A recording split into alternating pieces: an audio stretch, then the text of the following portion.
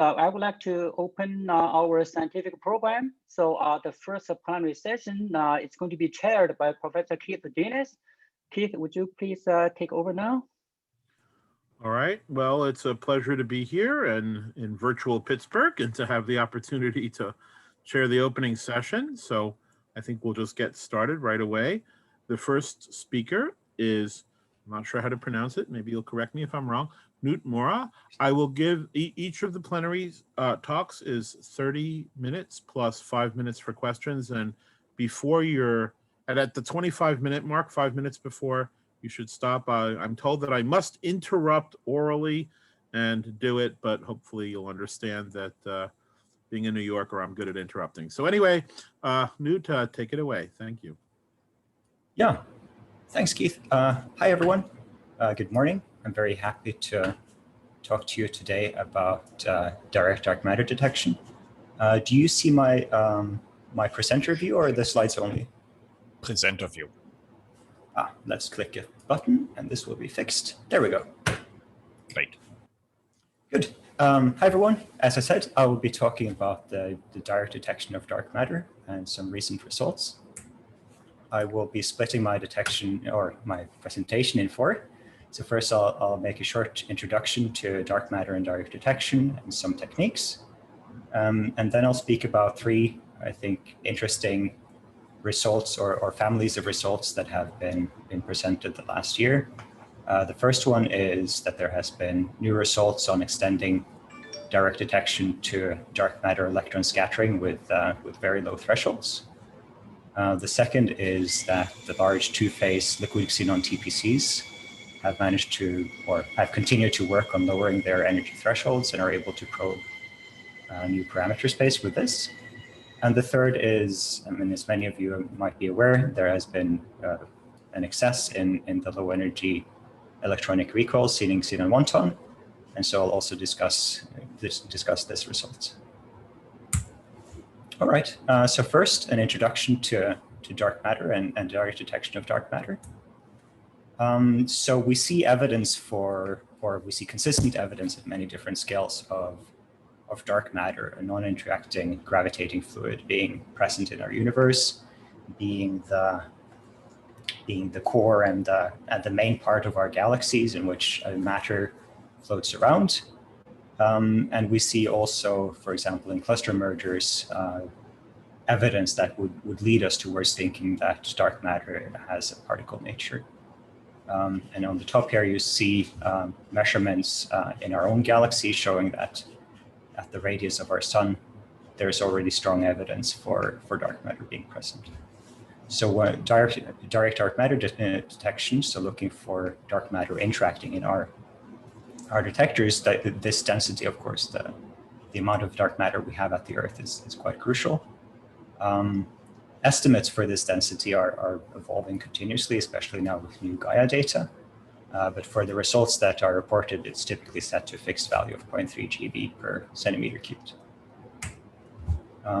Yeah, so for direct detection, we're looking for dark matter scattering off or interacting with a target in our detector.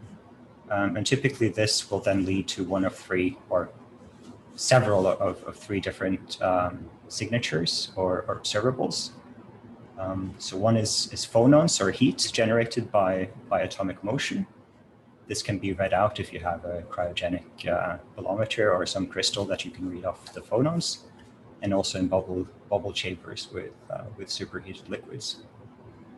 You can also observe scintillation light or just charge made by either the ionization of electrons as it recoils, or directly if the dark matter recoils off an electron. And using more than one of these observables has been shown to be a very powerful way in some cases of allowing discrimination between different kinds of recoils. So differences between WIMPs and many backgrounds can be seen if you use multiple ones of these observables. So I'll be mostly speaking about detectors that were optimized for detecting weakly interactive massive particles. So particles with typical weak scale cross-sections of GeVs to TeVs. And these would deposit if they interact elastically with the target atom some keV to tens of keV at galactic orbital velocities when they interact with the target. And so on the top here, you see a typical deposited recoil spectra. These are for xenon. And it's useful to note that these are quite featureless. They're really just, you know, steeply falling spectra that look very, I mean, the red and the black curves here are different types of interactions, but they're nearly indistinguishable except for the rates here. These interactions are coherently enhanced. You see here different event rates versus WIMP mass for, in this case, germanium and xenon, and you see the enhancement from the A squared term from the coherent enhancement. And also, if you change your assumptions on the velocity distributions of the WIMPs, this will shift a little bit back and forth. In particular, to the low energy or the low edge of this, it can be quite important to know or to have knowledge or to take care of the uncertainties of the WIMP velocity distribution. So these are probably the most classical WIMP results. Are relatively, or this is roughly the state as of now. So the primary goal of perhaps most dark matter detectors is spin-independent WIMP nucleon interactions. So these are the ones that you would generically expect to have the highest rate due to this A squared enhancement, and you see here limits between about 10 to the minus 1 GeV and several TeV that's continuous upwards, set by, in this case, mostly xenon 1 ton in blue and also dark side 50 here in gray over this energy range. You can also look for spin-dependent interactions. If you look for WIMP proton spin-independent couplings, then Pico 60 sets strong limits with their complete exposure. And for WIMP neutron, you have crest limits here at the lower masses, with then xenon limits taking over at the higher mass and then continuing down like so. So these are the typical detectors that one might use to look for dark matter. So you have here on the upper left cryogenic detectors that measure heat and ionization. If you have some interaction, you will generate heat that is detected by some temperature or phonon sensor, and you also then drift the charges to detect the ionization. You can have liquid noble gas detectors, either one-phase detectors that only measures the scintillation flash from the initial interaction, or two-phase detectors where you also apply an electric field to separate some of the ionization that then drifts up to the surface and can be reconstructed both to give extra handle on the interaction type and also to give you position information in the transverse plane. You have now, as we'll talk about later, you have CCDs, silicon CCDs that are read out per pixel. So you take a long exposure and then you migrate all the charges down along the serial registers down to some readout that you can then read out very precisely. And you have bubble chambers where you have interactions that deposit some heat, which will then cause some bubbles that are detected by cameras, can construct position, and also acoustic sensors that can measure the size and the energy deposited by these bubbles. So one thing that's, I guess, in particular relevant for a forum like this is how can we interpret these limits if we want to assume some different interaction than those that were assumed by the collaboration. This depends strongly on the complexity of the analysis and the data. So many analyses are using one-dimensional analysis basis. So in the end, they have one reconstructed variable in which they measure their events. And if they then report this with 1D histogram giving efficiency and resolution, this is often quite easy to apply and recast if you have this particular spectrum that you're interested in. Some collaborations have also done very good work in making their results easily recastable and making a software public to do so. For example, Crest 3 published specifically data to allow reanalysis of their data. For the larger, in particular for the two-phase TBCs, this is more challenging. They use very high-dimensional analysis spaces. They measure position and ionization and scintillation light, and this often means that they have a harder time reporting these results in a way that can be easily recast.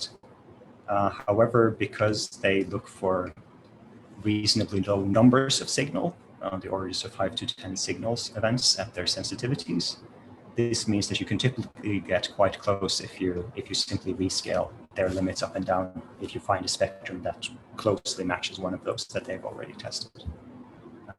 That doesn't always work, but in particular, if you also have effective field theory results where you have many different operators, you can typically match your spectrum to one that has been constrained by the experiment. All right. So the first set of results that I want to talk about today is working to lower the energy thresholds for two-phase liquid xenon TBCs. So all three big liquid xenon collaborations, PandaX, Lux, and Xenon, are working to commission new detectors now. And so in the meantime, they're working to lower their energy thresholds to take advantage of getting more events with these steeply falling spectra. And also because now they know their detectors quite well, they can start to try to challenge the increased background levels that they meet when they lower their thresholds. So just a brief recap of the detection technology. So two-phase liquid xenon TBCs work if you have a particle interacting somewhere in a bulk of liquid xenon. Then you will first liberate a flash of scintillation light and also some ionization. You will lose quite a bit of energy to heat if you have a nuclear recoil, but otherwise the rest of the ionization will then be drifted with drift field up to the surface, where a stronger field extracts the electrons from the liquid and then amplifies the signal that can be detected by creates a photoelectrode of photomultipliers at the top and the bottom of the detector. And so with this, you can detect or reconstruct the energy of the interaction, the depth and the XY position of the interaction. And also you can make estimates of what kind of interaction happened. If you have electronic recoils, they're typically more spread out. They have more ionization and less scintillation light, while nuclear recoils are quite compact. And there you will have quite a lot of energy that's just lost to heat. And then relatively speaking, more scintillation light and less ionization than an electronic recoil. So one advance that has been made is Lux made searches where they were able to lower their analysis threshold on how many photons were needed for the scintillation light. So typically the scintillation light is what sets the lower edge of the analysis thresholds for these two-phase TBCs. Previously, Lux demanded 2 photons, but now they were able to demand only 1 photon. And the way they managed this was to use what is called double photoelectron emission. So when you have a photon hitting your photomultiplier, there is a certain probability that you liberate 2 photoelectrons into the PMT rather than 1. And this happens if you have a real photon coming from the detector, but it doesn't happen if you have some spurious dark current in the photomultiplier. And so in this way, they were able to lower their energy threshold, as you see here on the lower panel, and then reconstruct as S1, S2 signals, also events where you had just a single PMT being hit by one scintillation photon. And so with this, they studied first the dark counts and double photoelectron signals. You see here on the left, the single photoelectron signal in pulse area. On the right, you see scintillation photons, and here you clearly see this additional bump from double photoelectron emission. And so they set limits here in gray on studying events that happened here that were consistent with double photoelectron emission, and reconstructed the energy or S2 spectra of these, and thus we're able to set new limits on the very low end of rim cross-section space. A similar result was done by Xenon 1-ton, where they were in particular optimizing their analysis for looking for neutrinos from the sun. So at the low edge here of the WIMP mass cross-section space, you have a source of backgrounds, neutrinos from, in particular here, there is boron 8 neutrinos from the sun. And you see here that this peak here, this happens just at the lower edge of your entry threshold. So in your typical analyses where you optimize for higher mass dark matter, you will not see so many of them, or at least with the 1-ton air exposure, you will not see so many of them.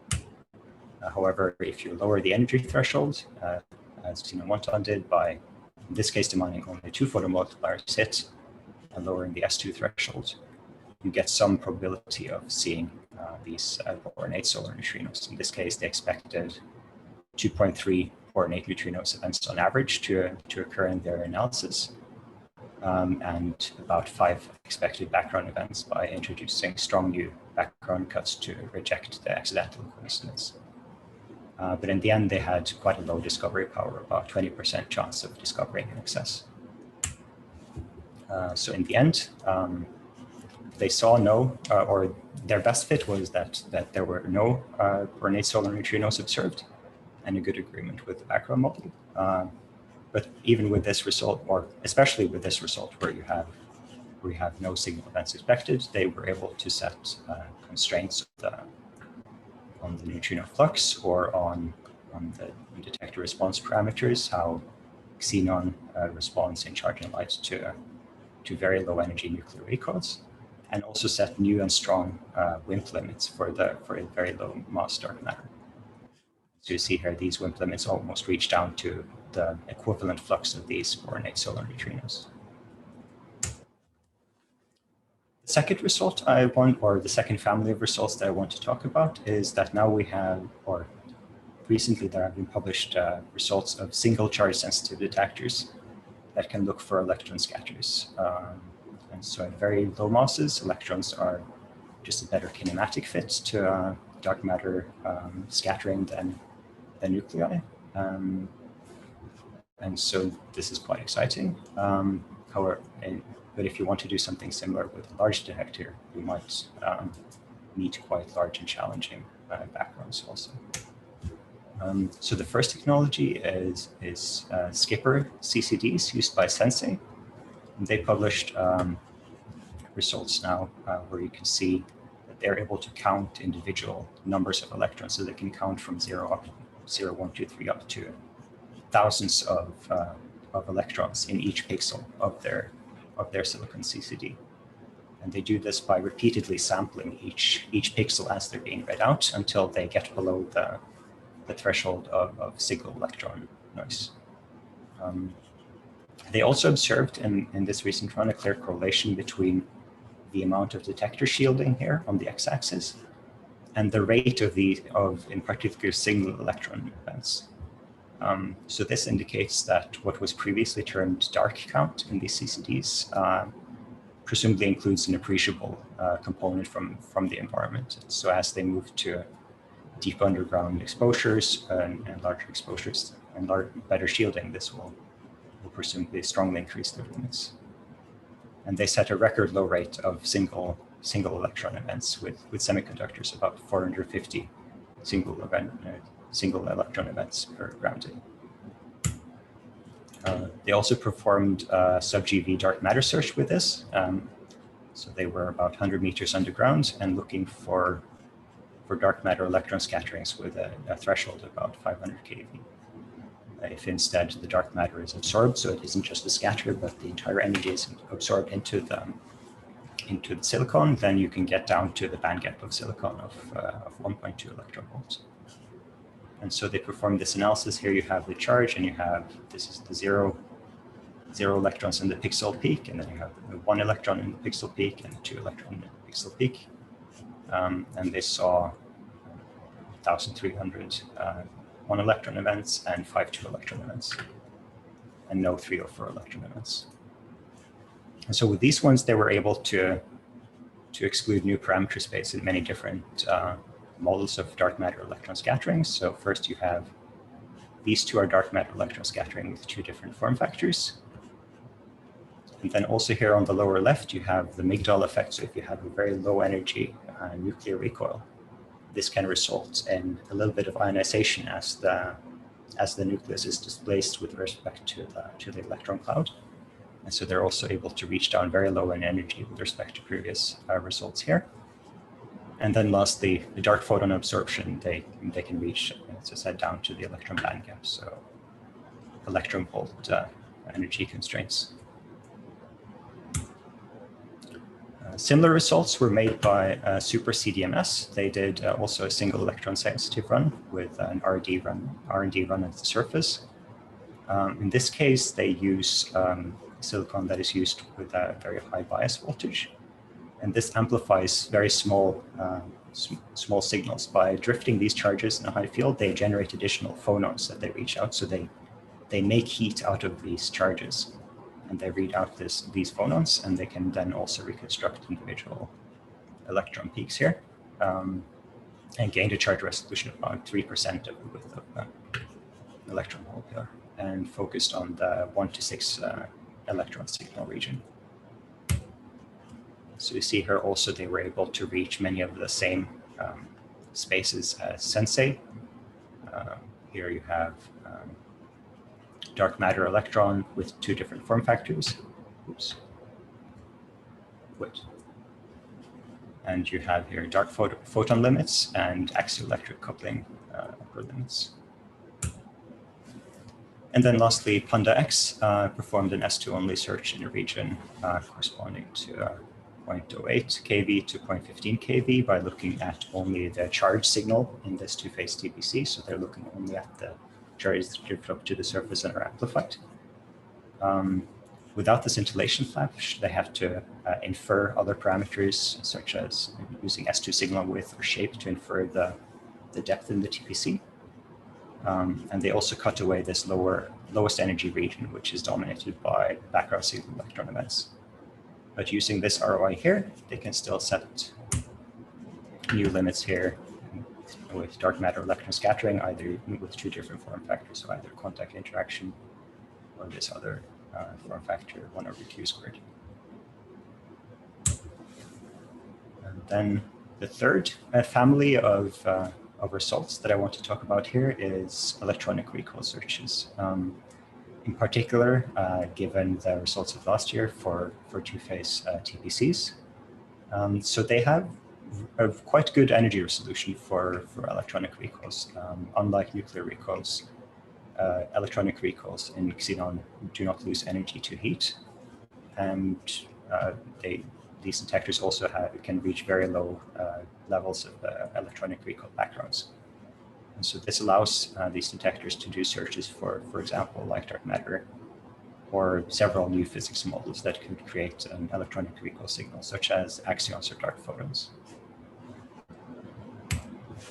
And so perhaps one of the most significant results of last year was xenon wonton observed in excess in electronic recoil events. So using then only the reconstructed energy here, instead of the full many-dimensional space, they saw here for calibration data a very good agreement between radon 220 and their best fit. However, looking at size data, they see an excess of about 3 sigma here. The lowest energy is below 7 kV or so. The rate here for the background in the science fit upwards for higher energies is about 63 events per 20 kV.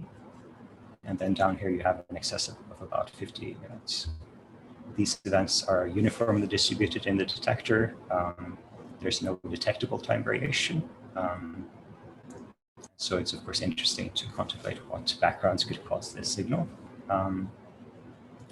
If you fit this with possible tritium contamination, this is favored over the background only fit at about 3.2 sigma. So this could be one explanation. However, if tritium is in the form of tritiated water, then this would have been expected to be purified away to a very strong extent by the xenon wonton purification process you see here. different steps of first having some activation in above ground, and then these different purifications that would reduce the activity by many orders of magnitude with respect to the best fit in the electronic recall count. On the other hand, if it's in the form of tritiated hydrogen, then this could explain the rate, but it must be present at a much higher level than at least we or Xeno1 assumed before looking at this data. So this isn't ruled out that it's in tritiated hydrogen, but it's something that was a bit surprising that it should be this way. We have 5 minutes until the end. Thanks. Yes, excellent. Argon 37 produces a peak at 2.8 kV, but for this to work, it would have to be replenished by a leak, and upper limits on these leaks using krypton are much lower than the required leak to explain the success. So what kind of physics could there be? Well, you could have, in particular, solar axions, of course, because it has the right energy on the start. And you also have possible neutrino-magnetic moment or bosonic dark matter that could produce signatures in electronic recall spectra to give rise to such an excess. So Xeno1 published results interpreting this, for example, as axions. Only the axion has an excess of about 3.4 sigma. If you include tritium, you reduce this excess to about 2 sigma. But there is still an excess. It's still a preference of axion over tritium. And then produced also confidence intervals. However, these confidence intervals are in tension in almost the entire parameter space with stellar cooling constraints.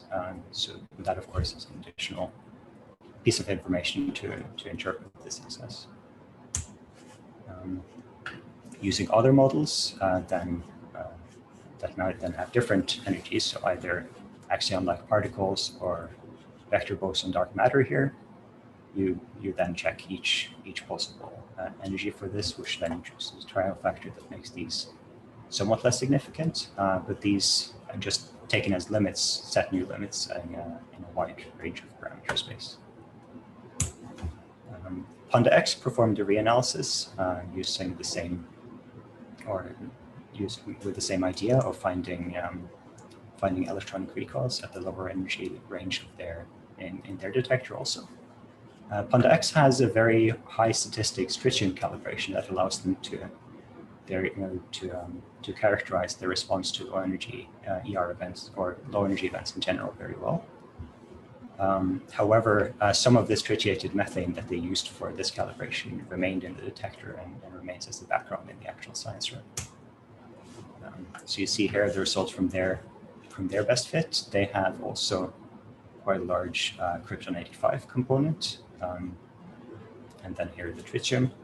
The xenon 127 is only present in one of the science runs, so that has a clear temporal signature that you can exclude that this causes anything.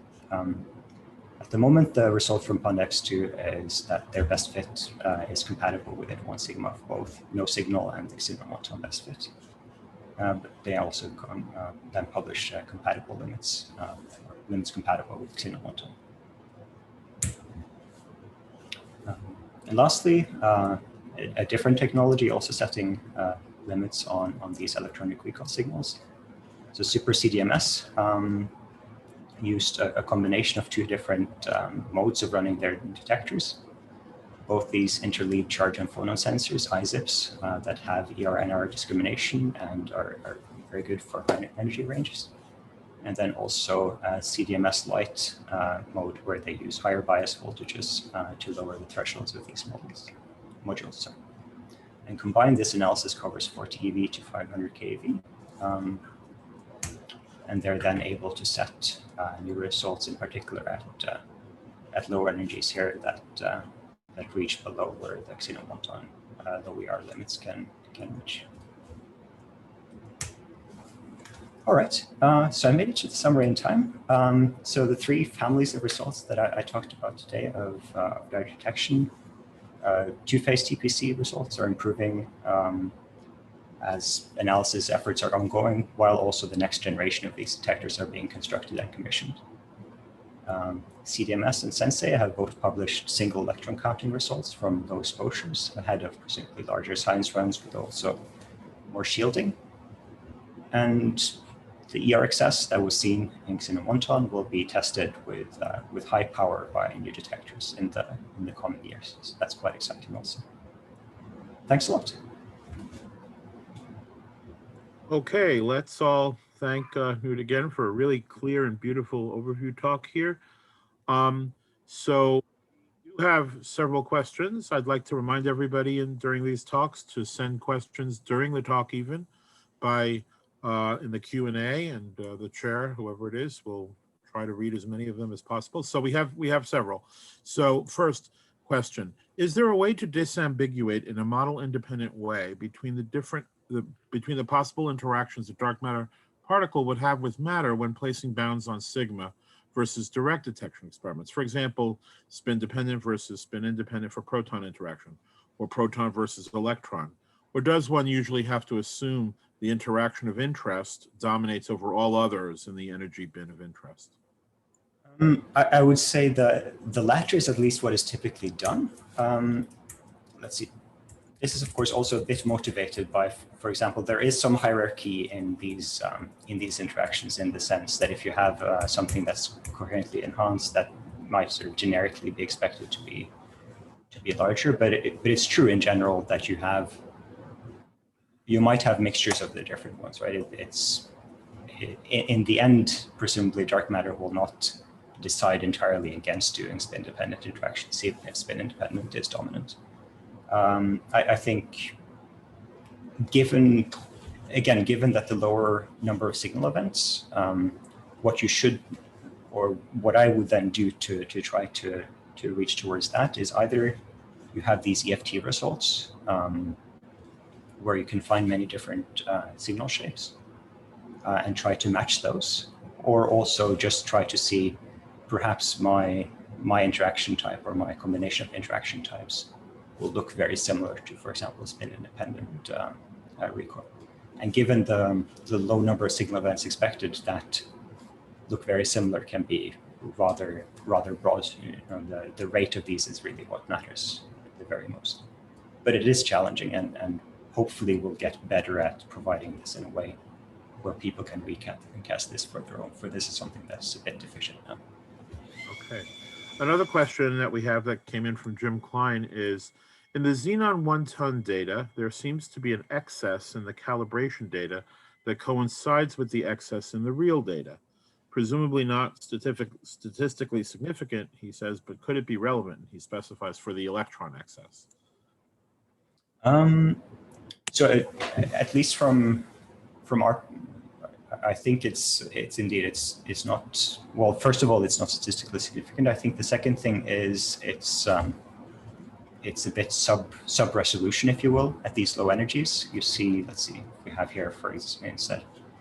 So here you, for example, have a tritium spectrum. So it's if you have just an excess in one bin and xenon analysis is done in an unbinned way, if you have some upward fluctuation that's lower than the resolution of the detector, that also hints towards this being just a fluctuation. I mean, there's also one, let's see, no, it's not here, but there was one at a little bit higher up where you had like a strong downwards fluctuation in one bin, but it was one bin below the energy resolution, which is a good sign that it's just a statistical fluctuation, which is not the case for this low energy excess here. I mean, it could be a statistical fluctuation. That's what 3 sigma says, but it's not obvious that it is. Okay. So we're right about on time. I don't see any other questions in the Q&A. Let me take this opportunity to make 2 announcements. One, just to remind everybody that one can send questions into the Q&A at any point during the talk. If you do, you might want to specify the slide at which about which your question is relevant, and the chair, whoever it is, will read it, but there's no reason to wait till the very end. And also, just as a general announcement, the conference does have rules of conduct, which everybody should familiarize themselves with, and also also Zoom etiquette section, which you've all seen in your emails, which is also useful to read. We have 1 minute maybe for another final question which just arrived. Regarding the xenon 1 ton excess, when can we expect new results? So I don't think I can say like specific timelines. Xenon 1 ton or Xenon N ton, sorry, and LZ are both in the commissioning phase, and they will both feature lower background levels almost from the get-go than Xenon 1 ton. Okay. So I think the short answer is then with comparable exposures as Xenon 1 ton, they would be able to have quite powerful results quite swiftly once they're finished with commissioning. All right, so we'll just have to wait. Okay, well, thank you very much. Again, let's thank everybody. Let's thank our speaker for a very nice talk, and we'll move on.